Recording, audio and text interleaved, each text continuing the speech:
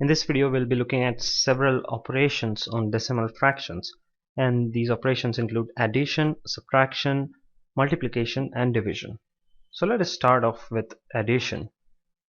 Whenever you have to add two decimal fractions, the best way is to write them one below each other. So I have the first decimal fraction, which is 43.126. Then I would write the second number below it, but I have to see to it that the decimal points are aligned. So I would write the decimal point below this decimal point. So there it is. And then on the left hand side I have 2, and on the right hand side of the decimal point I have 3 and 5. So there it is. You can add this as normal natural numbers. So 6 plus this is 0 basically. So 6 plus 0 is 6. 5 plus 2 is 7. 3 plus 1 is 4. Point comes down as it is. Then 3 plus 2 is 5. And 4 plus this is 0 is 4. So this answer is 45.476. So this is how you add decimal fractions.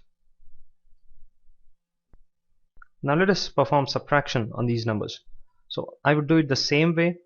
I would write the first number above, so 43.126. I would write the second number below it, but I will make sure that the decimal points remain aligned. So the decimal point is as it is. So there is the decimal point. On the left hand side I have 2, on the right hand side I have 3 and 5, and the blank spaces can be filled in with zeros. And I have to perform subtraction on these two numbers. So I would do it the way I subtract normal natural numbers. So 6 minus 0 is 6, 2 minus 5, so I have carry 1 here, so 12 minus 5 is 7. This becomes 4. So again I have to take carry. 11 minus 4 is again 7, and this carry comes down. This becomes 3. 3 minus 3 is 0. 4 minus 0 is 4. Now this decimal point comes down as it is in its place. So the answer is 40.776 if we subtract these two numbers. Now let's go ahead and look at how do we multiply decimal numbers. So we have these three decimal numbers and we have to take the product of these. So the process is very simple. We have to write the numbers without the decimal point and multiply them. So I have 3 into 3 into 3. So I can multiply these, and the answer is 3 into 3 is 9. 9 3s are 27. So this is 27. But this is not the final answer. I am still missing the decimal point. So where in this answer would be the position of decimal point? To find out that, let's count the digits after the decimal point in the question. So in the first term we have 1 digit after the decimal point, here we have 2 digits after the decimal point, and here we have 3 digits after the decimal point. When we add these, 3 plus 2 is 5 plus 1 is 6.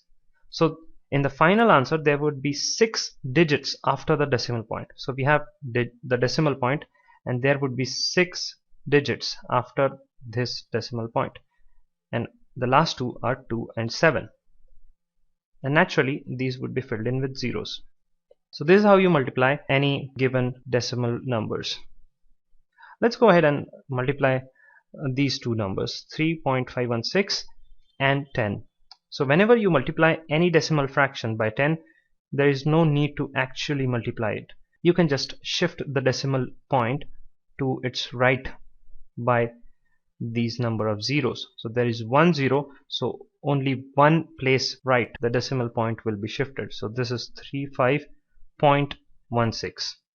Had this been, let's say, 3.516 into 100, so there are 2 zeros, so the decimal point will be shifted 2 places to the right.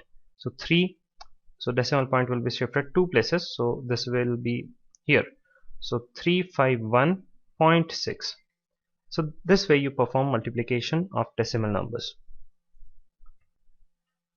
Let us move on to division, and believe me, it's simple. Whenever you have to perform division, I would suggest to remove the decimal point first. So let's say I have 0.318 here. I can convert this to 318 into 1 by I have 3 digits after the decimal point, so it would come 1 by 1000, that is 3 zeros after 1. Now let's divide this. So 318 divided by 3 into 1 by 1000. So 3 times 1 is 3, 3 times 1 is 3, 3 zeros are 0, 3 6 are 18. So we have 106 by 1000, and the decimal point is here. So it should shift 3 places to its left because there are 3 zeros here. So this becomes 0.106. That's the answer.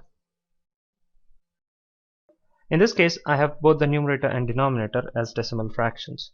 We can remove the decimal points from both the numerators and denominator. So the numerator is 5511 divided by, there are 4 digits after the decimal point, so this would be 1 followed by 4 zeros, 1 2 3 and 4. In the denominator we have to convert 0.11 into an equivalent decimal fraction. So this is 11 upon, there are 2 digits after a decimal point, so this is 100. Now when you have such situations where you have a division in numerator and again a division in denominator, you can always swap the denominators. So this 100 goes up and this 10,000 comes down. So this is 5511 into this 100. So this 100 divided by, we have 11 into this 10,000. So this is 10,000. Now we can cancel out zeros, so these 2 zeros gets cancelled out, and 5511 divided by 11. So 11 times 1 is 11, 11 5s are 55, then we have 0, and then 11 1s are 11. So this is 501 by 100. This comes out as, basically the decimal point is here, so decimal point is shifted to the left because in the denominator we have 100 which has 2 zeros. So this is 5.01. So that's how you perform division on decimal fractions.